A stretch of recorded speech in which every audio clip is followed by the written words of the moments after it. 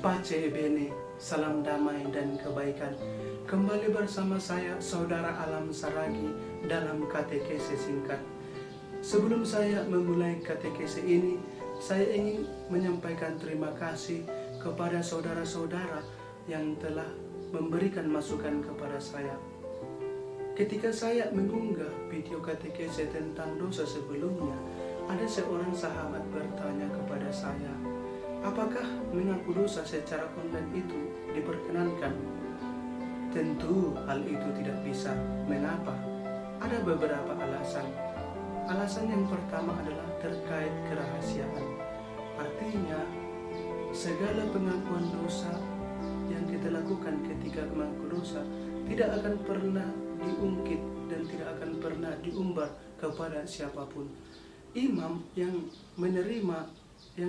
melakukan pelayanan sakramen ini terikat kerahasiaan untuk menjaga agar pengakuan tersebut tidak akan pernah diungkit atau diumbar kepada siapapun. Jika imam tersebut ketahuan mengungkit atau mengunggah dosa-dosa yang kita ungkapkan pada sakramen itu, maka imam tersebut akan dikenakan hukuman yang sangat berat. Hukuman itu adalah dia tidak akan diperkenankan melakukan segala tugas-tugas yang berasal dari kuasa tahbisannya, misalnya melaksanakan seluruh sakramen. Dan yang kedua, ia akan terkena hukuman ekskomunikasi, artinya ia akan dikeluarkan sebagai anggota gereja Katolik.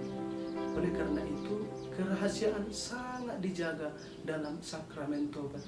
Maka ketika kita melakukan pengakuan dosa melalui online, maka kerahasiaan ini tidak akan terjadi. Mengapa demikian? Karena orang dapat menyadapnya. Dan semua aktivitas kita di media sosial itu tercatat semuanya di bank data. Maka orang yang ingin mengetahui apa yang kita ungkapkan pada pengakuan dosa itu dapat saja dilihat. Nah, maka kerahasiaan di sini sangat minim. Alasan yang kedua adalah berkat sakramen itu tidak pernah melalui perantaraan. Itu asli diberikan. Artinya kita bertemu wajah, tidak boleh melalui perantaraan. Semua sakramen, tidak hanya sakramen tobat, sakramen ekaristi juga, baptis juga. Jadi berkat itu diberikan secara langsung kepada orang yang menerima berkat. Maka kalau kita melalui media sosial itu tidak langsung. Itulah alasan yang kedua. Dan alasan yang ketiga adalah tempat.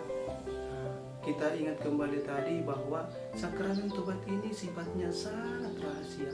Maka tempat juga harusnya mendukung hal itu. Maka tempat itu tidak boleh mencolok.